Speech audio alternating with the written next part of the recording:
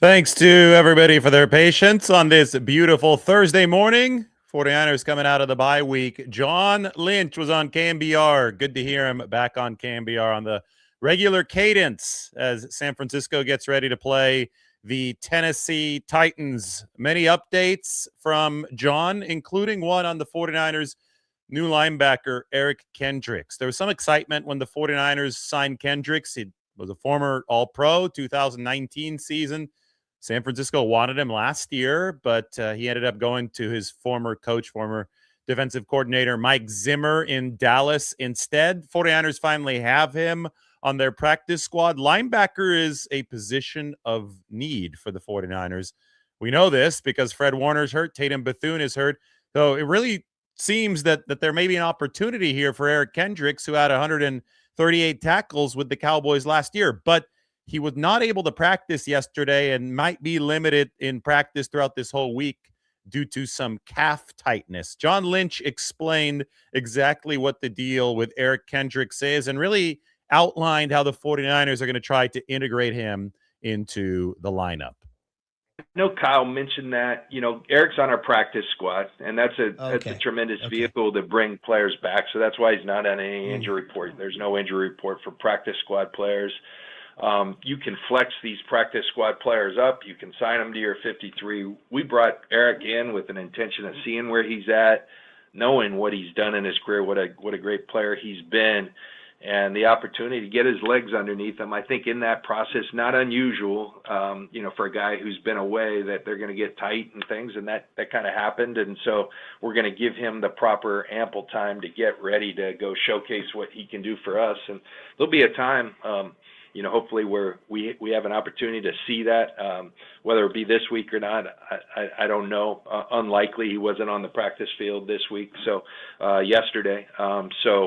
We'll see, but we're still very encouraged with what we've seen. So Eric Kendricks is 33.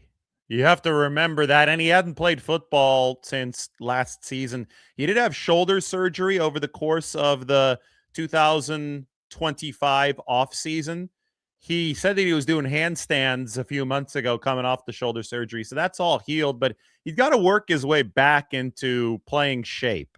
And the 49ers are going to take their time with this. I think that the calf tightness is an indication that you have to take your time with this for a guy who's 33 years old. Funny enough, if he's able to go, say, by the 49ers game against the Indianapolis Colts on December 22nd, you might have Eric Kendricks chasing around a QB who is 11 years older than him. Like, we think that Eric Kendricks is on the older side at 33. Phillip Rivers is 44. And they're doing the same thing with Phillip over in Indy right now. They're trying to figure out exactly where he's at physically before they can put him out on the football field. The Colts play the Seattle Seahawks this weekend, and then they face the 49ers on the Monday night after that. So that's where things are at with Eric Kendricks. He could potentially give the 49ers a nice big boost, but he's got to get physically ready in order to do that. Now, yesterday we talked about Fred Warner getting physically ready to potentially return, and I talked about the swimming workouts. I'm about to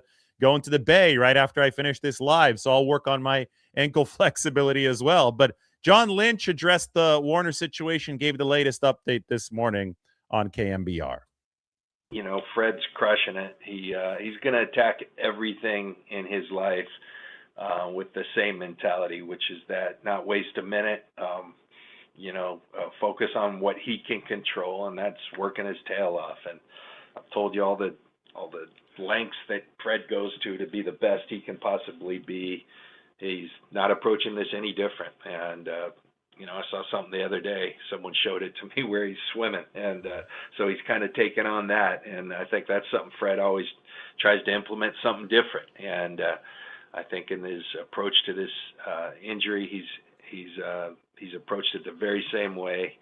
And he's doing really well. So like I said before, it's a stretch to foresee him coming back, but I don't put anything past Fred Warner. And our biggest issue is just going to be making sure He'll want to, but it's just like, is it a wise decision for him, for our organization, all those things. So we'll let that transpire. But what Fred will do is not waste a day in doing everything he can to rehab that injury.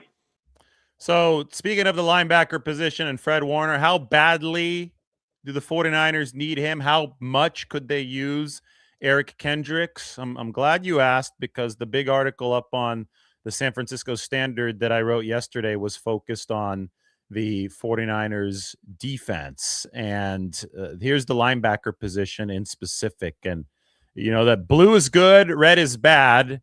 I have color shaded the PFF grade column. Fred Warner very obviously had the best grade for the 49ers, but it was also the only above average one for San Francisco in the linebacker room. If you can get Fred Warner back, you're getting your only above average performer back at linebacker. Now, Eric Kendricks was solid last year. He was in the 70s PFF grade for the Cowboys. We'll see what he can bring the 49ers this year after he gets back into playing shape. But just the numbers for Warner across the board. The most tackles per game, the missed tackle percentage, under 8%. Anything under 10% is really, really good for a linebacker, really good for anybody on the football field. And the passer rating allowed into his coverage, 94.1, which is very solid in this modern day and age. I don't think that, Warner didn't have an interception this year, but still managed a rating of only 94.1. Imagine if he comes back, gets a pick, that number is going to plummet, because interceptions really, really lower passer ratings. But, D. Winters is coming off one of his best games, but has still allowed a high rating into his coverage.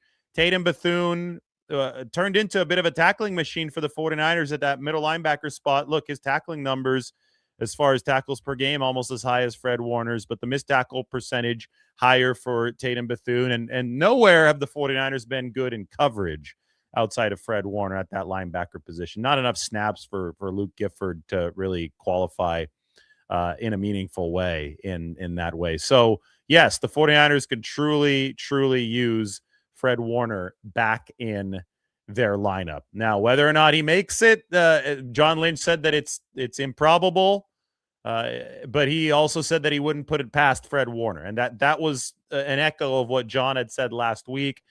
We obviously have covered that in full. We talk about the swimming and the flutter kicking. You could watch yesterday's video from out at the helmet at the 49ers facility, where, I talked about my experience swimming and my experience stretching my ankles and making sure that I've got full mobility when I'm kicking, so I could grab as much water as possible, because you do want that flutter dolphin effect with your feet. And it looked to me, when I was watching Fred Warner kick in the water, based on that video that he was showing yesterday, that he's actually getting an undulation from his ankle, which tells me that the ankle has been repaired. Now, repairing the ankle and then rehabilitating the ankle to be in football shape are two different things. We're obviously still probably at least a month and a half away from having the discussion of, can Fred Warner successfully get back out on a football field?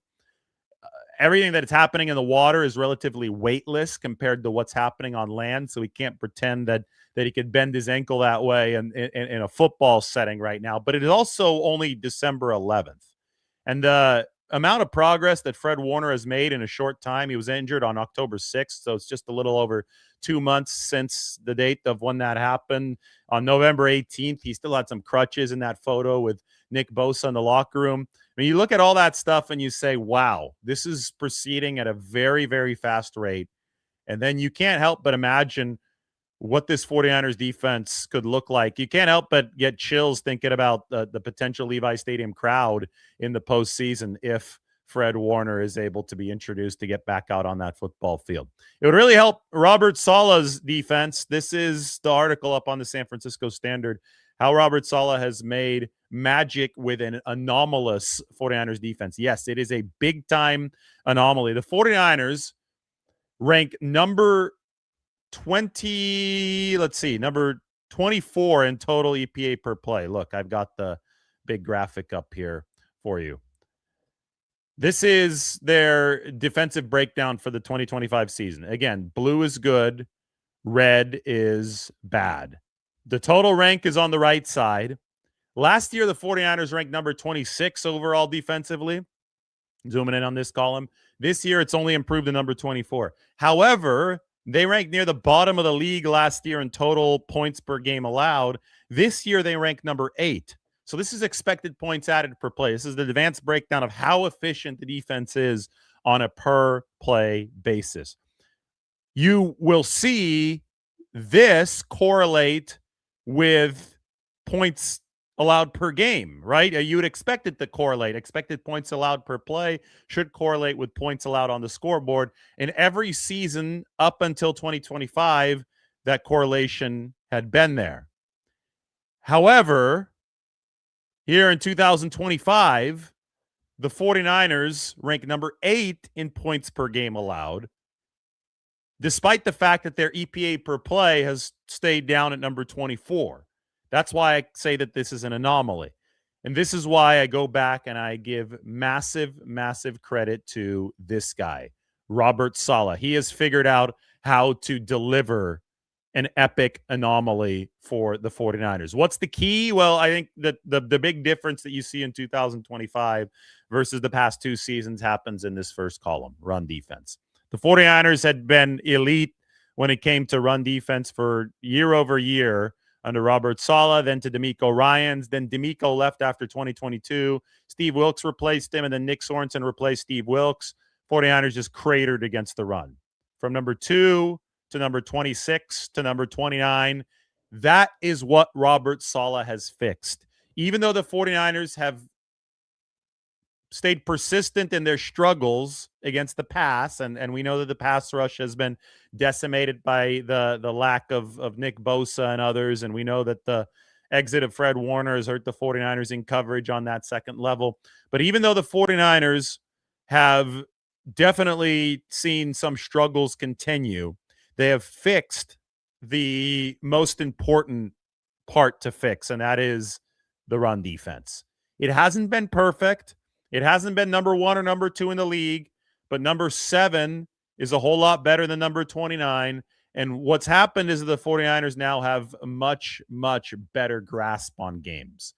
If another team could just run the ball down the field on you at will without passing, and Cleveland was able to do that for over their touchdown drive before the bye week, but if another team is able to consistently do that throughout the course of the game, it doesn't really matter how good your pass rush is. It doesn't matter how well you do anything else. It doesn't even matter how well you play offense, because they can just play keep away and the game is over. There's nothing more demoralizing in the game of football than the inability to stop the run.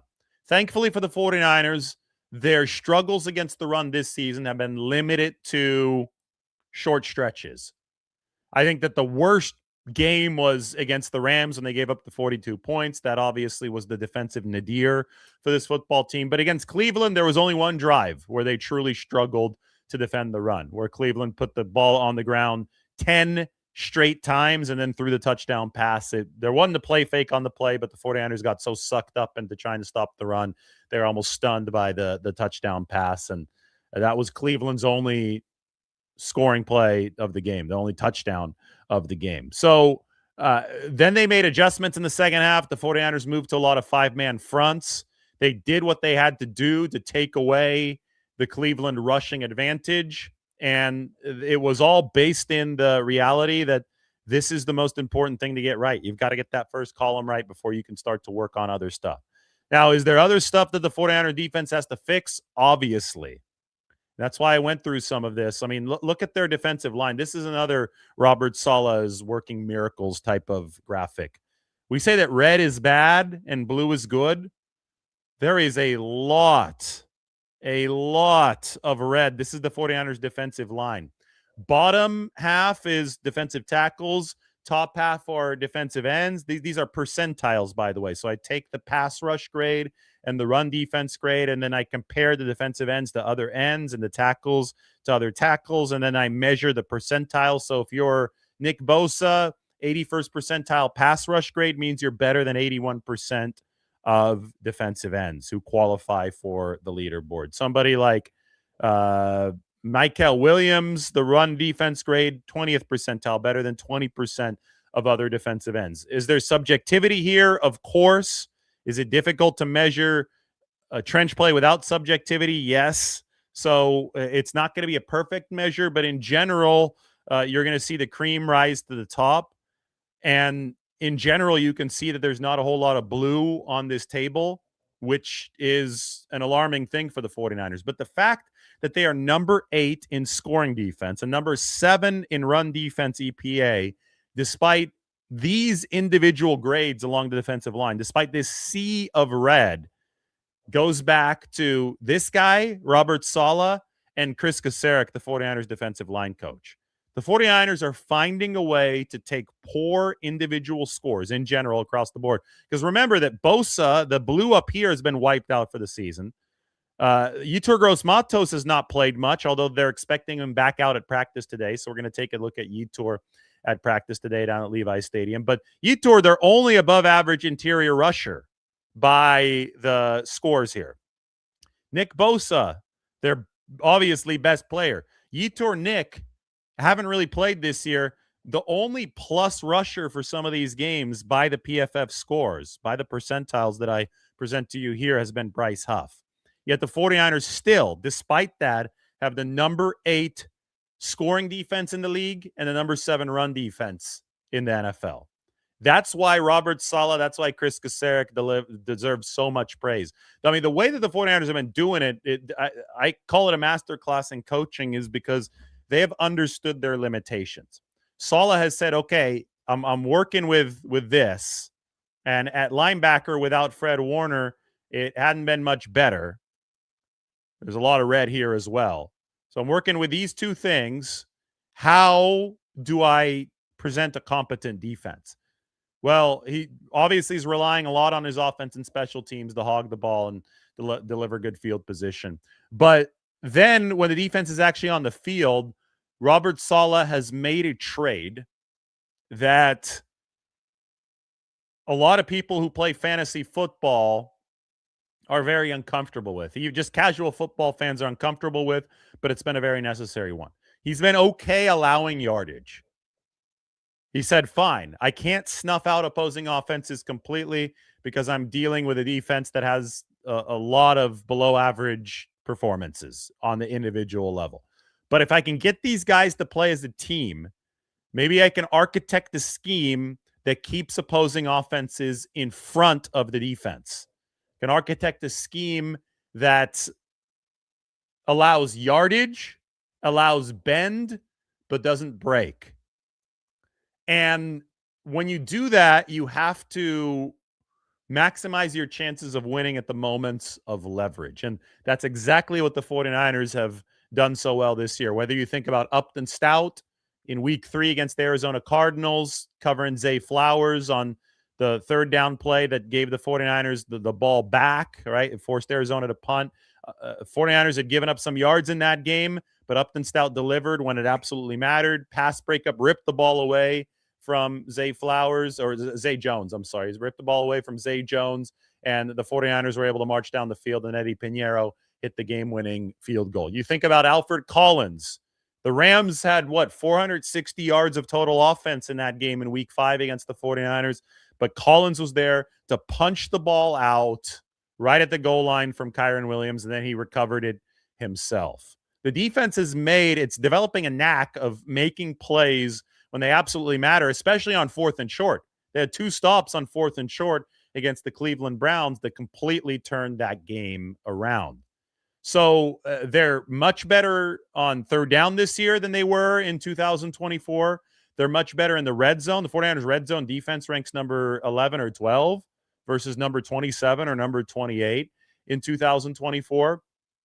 They might be giving up a lot of yards, but that's almost by design, because what Saleh is trying to do is he's trying to circle the wagons for really critical 3rd and 4th down situations and for the red zone. That's where he's targeting his fire. He's making sure that the 49ers have enough at the spots that are more important. It's more important to deliver on 4th and 1 from the 5-yard line, 5 yards away from your own end zone, than it is to deliver on 1st and 10 when the opposing offense has the ball at their own 25. You can give up 15 yards when the opposing offense is at their 25. You can't give up 15 yards when the opposing offense is only 13 yards away from the end zone, because that would be a touchdown. So the 49ers have prioritized where they have to be good. I think that Saleh is even saving some of his best plays for where the 49ers absolutely need them. That's nothing like uncommon in the NFL, but I think the 49ers are doing it to a greater extreme this year. I really, really think that they are working smarter, not harder defensively. Now, they have one facet of this defense that has performed above average across the entire unit, and that is the secondary. And the secondary has even improved significantly over the course of this season because of some lineup changes that they've made. But take a look at this. These are the numbers of the 49ers corners at the top and the safeties at the bottom.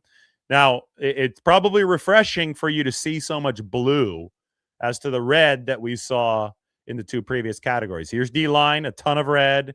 Here's linebacker, a ton of red. But look at this. Cornerback, and these are yards allowed per cover snap. So it's not just yards allowed when thrown out. It's yards allowed whenever you're covering. So a stat like this does also factor in that opposing offenses may not want to test a certain cornerback. If a cornerback's not getting thrown at, then he's succeeding, right? So Richard Sherman, for example, when teams would not go after Richard Sherman, always scored really, really well in yards allowed per cover snap. Look at that. Deommodore Lenoir and Renardo Green are both significantly above average, so better than average at yards allowed per cover snap. The weakness at the cornerback room, the player that's been being picked on the most is Upton Stout, the 49ers rookie nickelback. He's given up a lot of yards per cover snap, is also allowed the highest rating of any 49ers corner. If you move to safety, their yards per cover snap allowances are going to be lower because safeties just aren't found in man-to-man coverage nearly as often as corners. But so we're going to grade the safeties against other safeties. Jair Brown is now a 49ers starter after not beginning the season as one, and he has been excellent. 0.35 yards allowed per cover snap for a safety. That's a very, very good number. Malik Mustafa actually set a record last year in this stat, but that was pre-ACL tear. They've been picking on him a little bit more, but he still is better than average. Jason Pinnock has been better than average in that regard. It was Marquise Siegel, the rookie out of Kansas State, that teams are really picking on, and he was the starter to begin this season. He gave up more yards per cover snap than anybody in this league. So the 49ers have replaced him. They've gone to Brown and Mustafa, and now Jason Pinnock is working as the big nickel, the third safety. And what this does with Jason Pinnock coming in as a third safety, big nickel, is it allows the 49ers to take Upton Stout off the field in some situations. And Pinnock, he's a taller guy. That allows them to play the matchups. Like Pinnock is over 6 feet tall. Stout is 5'8". If they're getting victimized too often by Stout's lack of size by some of the taller receivers in this game, well, then they could put Pinnock in as the de facto nickelback or as the third safety. And I think that this guy, Robert Saleh, has done a masterful job of mixing and matching the coverages and the personnel packages to minimize the 49ers' weaknesses and maximize their strengths. This is a strength. This without Fred Warner has been a relative weakness. This without Bosa and Yetur Gross-Matos has been a relative weakness. But, you know, another thing that the 49ers have done, and I don't want to say that these grades are the end-all, be-all, because I think that Keon White and Cleveland Farrell have been actually really good for the 49ers, and that they've been exactly what San Francisco's needed at the right time. So, you know, we have to take the grades with a grain of salt. But especially in the case of somebody like Keon White, whom the 49ers added via trade a week before the deadline, he has actually rushed most successfully against the inside. So he at home is a defensive end, which is why I've been listed in the top half of this table with all the defensive ends. But Robert Saleh and Chris Kasarik have made sure to get him rushing from a defensive tackle alignment, which has been tremendously beneficial for the 49ers on passing downs. And that all goes back to them stopping the run. If you could stop the run at this level, number 7 this year, you can set yourself up for some of your exterior guys who are good interior rushers to be in pass rushing NASCAR packages and take on guards. And therein lies the beauty of what Saleh and Kasarik have done to build a unit that is producing greater than the sum of its parts. You're taking, you could say it's like an island of misfit toys, right? That's the Moneyball reference. That's Billy Bean, Brad Pitt in the movie Moneyball, also starring Greg Papa, by the way. I think he still gets a check from the recording studio once a month, he says, or once every couple months, because he still is making money from that movie. I think it was a good movie. Others have different opinions. Another team that was an island of misfit toys was the San Francisco Giants back in 2010, and they ended up winning the World Series. It was a bunch of guys whom, outsiders and the media said there's no way they can beat the favorites. There's no way they can beat the Philadelphia Phillies. There's no way that they could win the World Series, not with this ragtag group. The 2002 Giants with Barry Bonds and Jeff Kent, congratulations. Jeff just made the Hall of Fame. Barry Bonds should be in the Hall of Fame. It's a travesty that he's not. But that team on paper should have had a much better chance at winning it all. But it was the 2010 San Francisco Giants who ended up winning instead, even though they had the ragtag collection of misfit toys. This team of 49ers, I would draw the parallel 2023 San Francisco with the juggernaut. That was like the 2002 San Francisco Giants. This team of 49ers, they may be like the 2010 San Francisco Giants. You've got stuff like this at defensive line, stuff like this at linebacker. You have some more redeeming statistics at cornerback, yet despite the fact that on paper, this shouldn't be delivering as well as it is delivering, the defense has held opponents to just about 20 points per game, which ranks number 8 in the NFL. Robert Saleh is finding a way to deliver production greater than the sum of the 49ers collective parts. He's doing it by, the cage rush has been a great technique for San Francisco. They're not going jailbreak on these pass rushes. He's telling all 4 of his guys, because he realizes the limitations of winning one-on-one with what he has right now. He's saying, hey, even if you don't win one-on-one, I want you to form a cage around the quarterback. That is going to force the quarterback to stay in the pocket. It's going to allow the secondary, which obviously is the statistical strength of this team, to cover. And the secondary then is going to have a burden eased off of them by being told to keep everything in front of them. Against the Arizona Cardinals, the 49ers allowed 468 yards of total offense, but it was 35-10 entering the fourth quarter. So, those two things, those don't usually go together, right? Normally, a lot of yardage is correlated with more points. But the 49ers have found a way to make sure that a lot of yardage isn't necessarily correlated with more points. The pass efficiency of Jacoby Brissett in that game against Arizona was below average. And everybody freaked out because they said, oh, well, Arizona's moving the ball. It's like, yeah, but if they're not scoring points, if the 49ers are limiting Jacoby Brissett, the quarterback, to negative efficiency per snap, then it doesn't matter how many yards they have. What matters is that it was 35-10 entering the fourth quarter, so the game was essentially over at that point. Then everything was true garbage yardage. That was garbage time, garbage yardage beyond that point. So a lot of credit to Robert Saleh and this 49ers defense for making something out of nothing. We got the most improved defenses in points per game from 2024 to 2025. The 49ers are the 5th most improved, 5 points per game better, which, when most close NFL spreads, and most NFL spreads are close, but when most NFL spreads are between 4 and 5 points, the fact that the 49ers defense alone has gotten 5 points better in terms of points allowed per game is very, very significant. The Raiders reportedly made Saleh a lucrative offer to be the team's defensive coordinator this past offseason, per Connor Orr on social media. Well, good for the 49ers. That did not happen. And we've got some more breaking news. TJ Watt is currently in a local hospital for further medical evaluation of his lung after experiencing discomfort at the practice facility on Wednesday.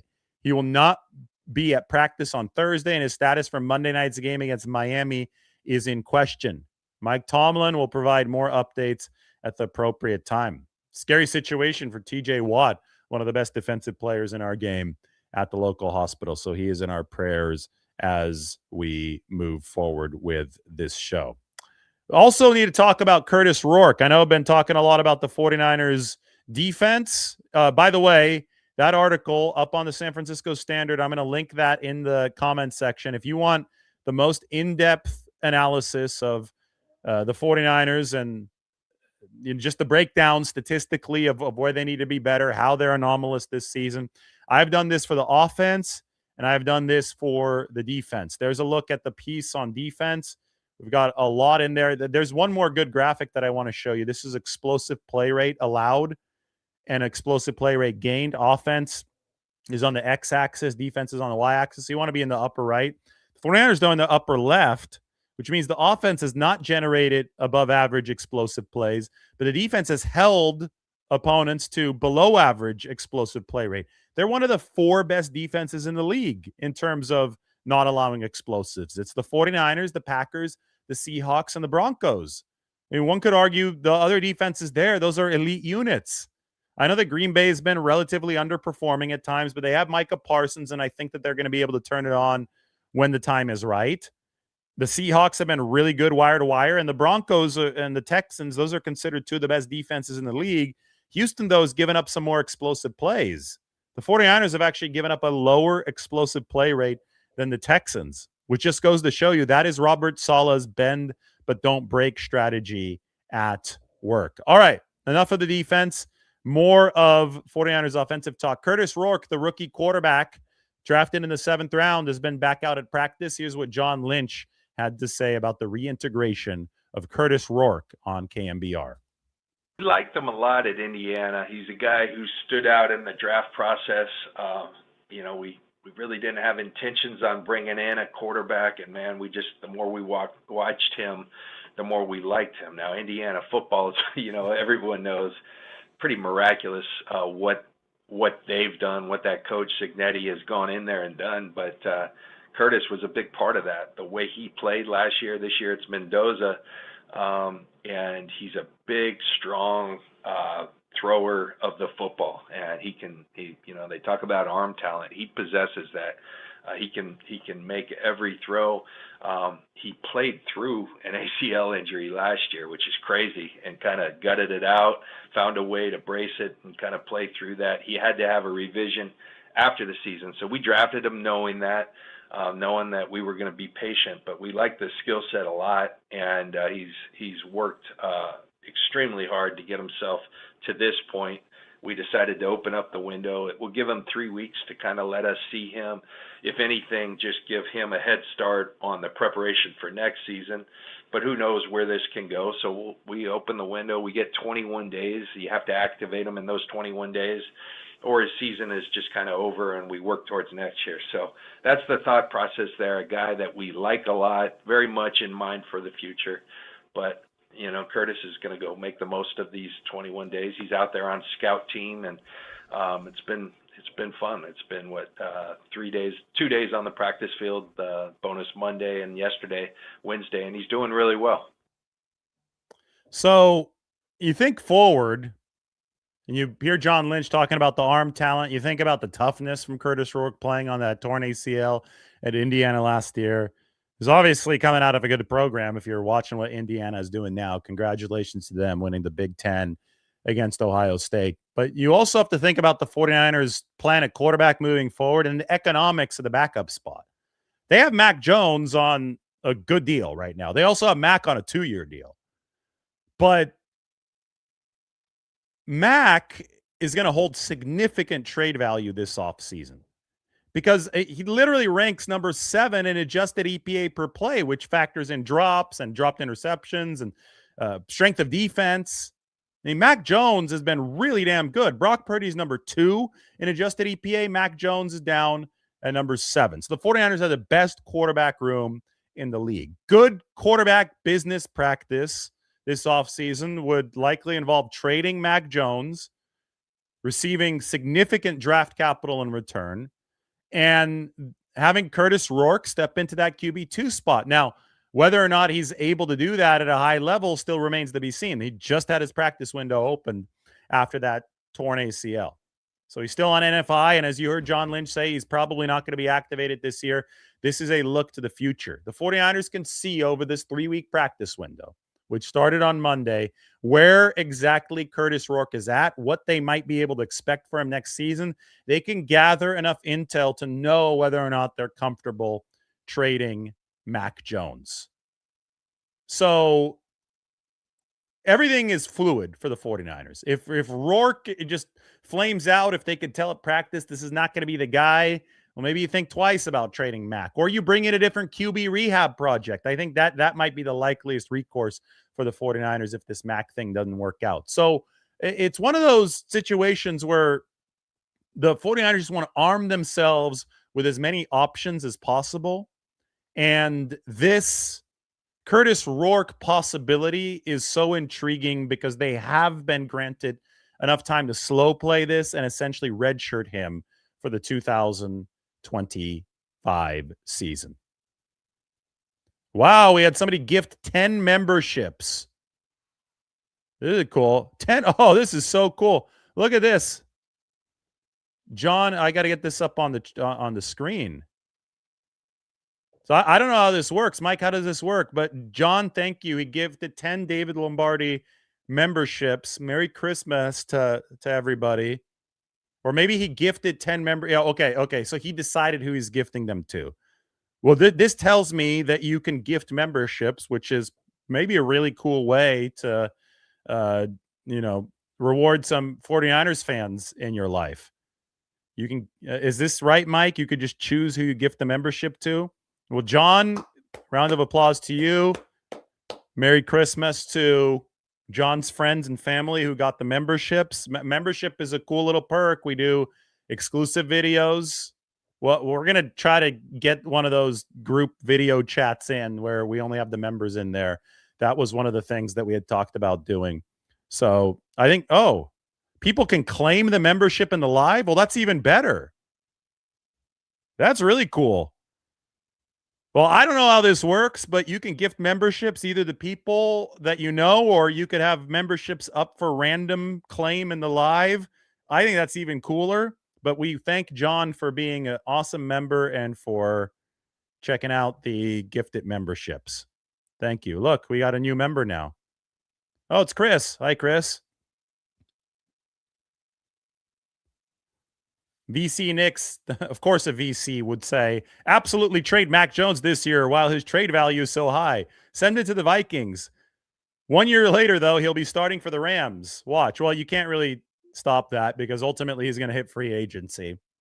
So Mac with the Rams would be like Sam with the Seattle Seahawks. Maybe it will happen. All right, guys. Everybody, thanks for watching. I've got to go get into the water. I will talk to everybody very soon. Hey, remember, you can always gift memberships. What a cool little touch here to close out our morning live. Headed down to the facility in a little bit. Thanks for watching. We'll see you soon.